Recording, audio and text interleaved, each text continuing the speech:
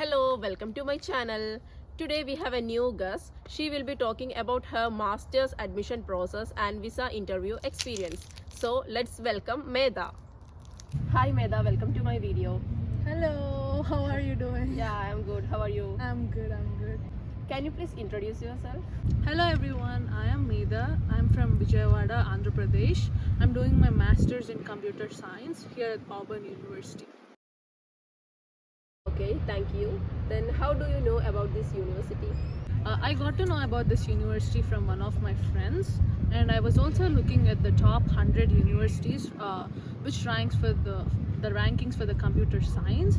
And then few of my friends are here in Georgia and Alabama, so I thought it's good to come here. But personally, I like the university's professors, infrastructure, and the job opportunities, and I like the planes here, so it's really good to be here.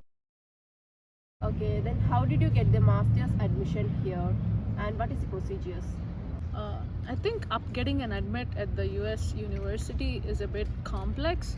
The process, if you're doing the process yourself, then it's going to take a lot of time. You have to be pre-planned. You have to take your GRE, IELTS for starters, and then you have to like whichever program you're applying to, you have to take all the relevant tests. For starters, you have to pick an university and look at their scores for GRE, scores for IELTS, and if you're applying for business majors, you have to look at their GMAT scores. So every university has this minimum requirements for everything, and then when you look at their application process, you will get to know all the requirements, and based on the requirements, you have to go to the online portal and apply. For me, when I applied to Auburn University, I had to take the tests like GRE, IELTS. I had to write my SOP. I had to take LORs from my professors. I had to apply through the online portal. I have to pay fee after finishing the application, and then after finishing, they'll probably take a week or two, and sometimes it's almost like 1 month to 2 months. Based on the time you have applied, you'll get a response from them, and most of the universities take a lot of time because there are a lot of admissions, like a lot of people apply to the university, so you'll get an admit in like 1 or 2 months if you apply early. And once you are admitted, there's another entire different process there. Once you get the admission, that you have to probably show the financial funding to the university. Then they'll probably give you out, after verifying everything, they'll give you out I-20. After getting your I-20, then you'll probably, after taking your I-20, you'll apply for your visa, and after applying for the visa, you'll go to the visa interview, take the visa interview, and then if you get the visa, then you'll probably book your flight to the university. How much is your tuition fees? Coming to the tuition fee, I think for the average universities, it's almost, for an year it takes like 20 to 30 lakhs. This is like for the cheaper universities, the universities that have like the low tuition fee. But for our university, it's a bit expensive, and if you compare it with Stanford University, it's even more expensive there. It takes like 1 crore to 1.5 crores in the top universities, and for our university it takes around 20 lakhs, almost around 20 lakhs for 1 semester, and you'll take at least 4 semesters, and it's like you'll double it, and then probably it'll take roughly, for any other university it will take 60 to 80 lakhs. It totally depends upon the university, so you have to go to their website and look at their website for the fee curriculum. They'll probably include it in their website. When you go to their when you're applying to a specific university, what you do is you go to their website, and then you can look up like tuition fee, and based on your program they'll give you the tuition fee. So you always have to check, and it's not cheap coming here. It's very expensive, and there are universities which have like a lot of scholarships, so those universities it takes around 15 lakhs or 20 lakhs for the entire education. But then when you're picking the right university with all the things that come with it, then it's gonna be even more expensive. When you're picking a better university without any scholarship and less scores, then it'll probably cost you a lot. So you make sure to check the university for the fee, the tuition fee amount, they usually update it on their university every year. So when you pick a specific program, go to the tuition fee section, then you'll see the total amount of fee, and you will also see the amount of fee for one semester. So you have to make sure, and you can also email the university, like you can email the address that's in the website, like they'll provide you an email address at the bottom of the website of the university. Then you can email them and they'll probably give you more further details. They can email you back. So it's always important to look how much you're going to effort and how much you can pay. Based on that, you'll have to look up for the universities, and there are specific websites online where you can go to the website and pick the region of the university. You can pick if you want to live in the cold region, if you want to live in the the hot weather or something, then you can probably pick that. You can pick the amount of tuition you are willing to pay, and then you can pick the programs that you are looking to. If you select all the programs, then you'll probably get they will shortlist the universities for you. We'll probably give the links of those websites below the video. Please make sure to check the links so that you can probably pick a few universities in a lot of them based on the requirements that you have. Okay, the next question is very important question. Everyone want to know about that. A master students able to work here? I heard it is very difficult to get a job here. Coming to the part-time jobs on campus, it totally depends upon the university that you're applying to. There are few universities which has like very less opportunities on campus, and those students probably work somewhere else. But then if you have to find a university which has which offers more part-time jobs. For our university, like here at Auburn, there are plenty of part-time opportunities. You have on campus, a lot of my friends work on campus, and it is illegal to work off campus. So I would prefer you not to do anything off campus, but it would be helpful if you look for on-campus jobs before coming to the university. You can contact some of your friends here, or if there's nobody here, you can probably contact some people using some social media. You can find someone and ask them how the part-time opportunities are here. And you can also go to the website and see, like the university website, sometimes they include what kind of part-times they have. It's just that how effectively you can use the website for your use. And for our university here at Auburn, there are plenty of part-times, and all of my friends were able to find a part-time within a week or two. So it's definitely good to be here.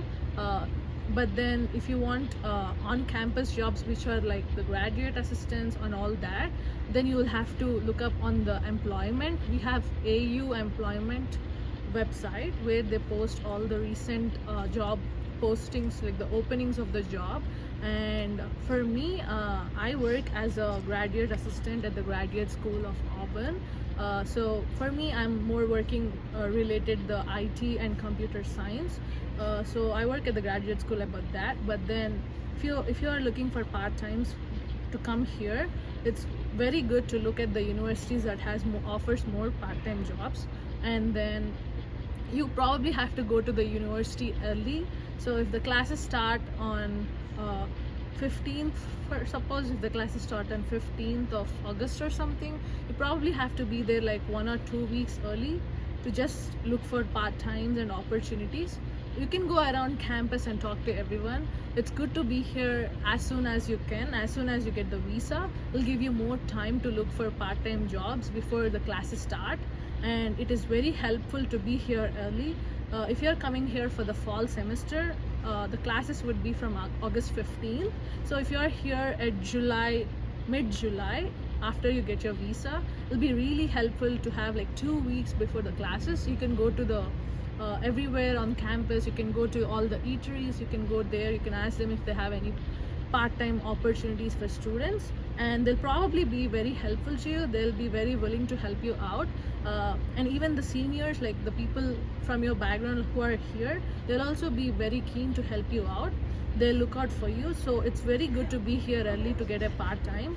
And even if you don't get a part-time right away, you'll probably get it in a week or two.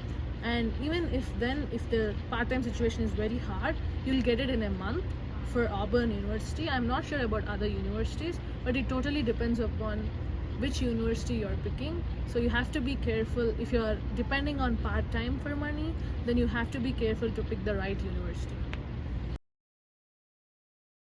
How are you managing studies and part-time job? That is a really good question. For the international students, they can only work for 20 hours a week. So you'll probably take classes 3 days of a week, and you can work on other 3 days, or you can manage them based on your schedule. If you have like classes on alternate days, you can work on the alternate days as well. Or if you have classes every day, you can work in the evening. So it totally depends upon what kind of classes you're taking, the timings of the classes, and and also how well you're managing it. So for me, I work at the graduate school as a graduate assistant. I work for 20 hours a week. I usually schedule the days which I have classes. I don't schedule my part-time on that day. I have 3 days of classes and 3 days of work. So I'll be done by work. I'll try to fit in the 20 hours of work in like 3 days, and then the other 3 days I go to classes. I work on my assignments, but you can totally divide the work as how much ever you want. It depends on you, like how willing are you to work on part-time and to study. So if you're working for 20 hours, you'll have to be able to manage the work, the studies, and you'll also have additional assignments, projects. There are a lot of things going on. Initially it's very difficult, but then you'll slowly get used to it. Which visa did you apply, and what is the visa interview experience? For me, as a master's student, I took an F1 visa, so the interview process is not very hard.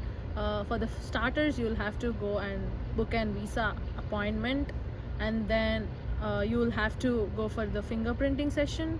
They'll take the biometrics for the first day, and the second day you'll have a visa interview. On the visa interview, they'll probably ask you a few questions like, why did you apply to this university? What made you choose this university, and how many admits did you get? How many universities did you apply to? How many admissions did you get? Are you having any scholarships? Did they offer you any scholarship? Do you have any graduate assistantships? They ask questions like they even ask you based on case to case basis. So based on your application, based on your department or major that you're applying, they ask you different questions, and it is a good experience. It's just that you have to be confident. You have to know what you're talking. You have to show that you know what you're doing. Just being confident and answering the right answers is just that you'll get the visa very easily. Okay, thank you. The next question, any tips to crack visa interview? Yes, I have few tips for you to crack a visa interview. The first thing is, when you're applying for the visa interview, you have to make sure that you have all the details right in your application, and you have to be honest. You shouldn't mention something you didn't do, something like bluffing, or you shouldn't give the wrong information or data on your application. Most of the students get rejected because they give the fake information, and then they give all the wrong information, and their application doesn't match with their original data. When the officer looks at the system, they'll probably know that you gave the wrong information, or you didn't give the correct information. So you always have to be honest and give the right information. That's the first tip. The second tip would be, you have to be super confident about what you're talking. You have to know the right answers for the questions they are asking. Honesty while you're talking is really good, and truthfulness, because you have to be confident. That's also another thing, because when you're speaking, you shouldn't stutter, and you shouldn't say I don't know, these kinds of things. You have to know what you're talking about, and whenever they ask you a question that you don't know, you can probably take a time. You can say that's a good question, and then you can think about it for a second or 2 seconds, and then give a right answer. So you probably have to listen to the visa officer really well, and if you miss, or if you didn't hear what they asked you, you can probably ask them to repeat the question, and then You just have to answer the questions that they ask. That's all it. But the main part is due to the tension, and you might think it's really hard, or it can be your first time. You can probably feel scared, but then it's good. All you have to do is prepare well for your interview and be ready for any questions, and then you'll probably do well in your interview. Okay, thank you so much, Meda. Thank you for your valuable time, and I really appreciate it. Yes, thank you so much for inviting me to answer all your questions. I hope I'm helpful for few students at least, and you can probably ask me, you can ask the viewers to ask questions to you, and you can probably ask me, and I can get back to the answers with them. And if you're applying for the Auburn University, you can probably contact me. I can help you with the process, and I can give you some tips how to apply and everything. Okay, thank Thank you so you. much.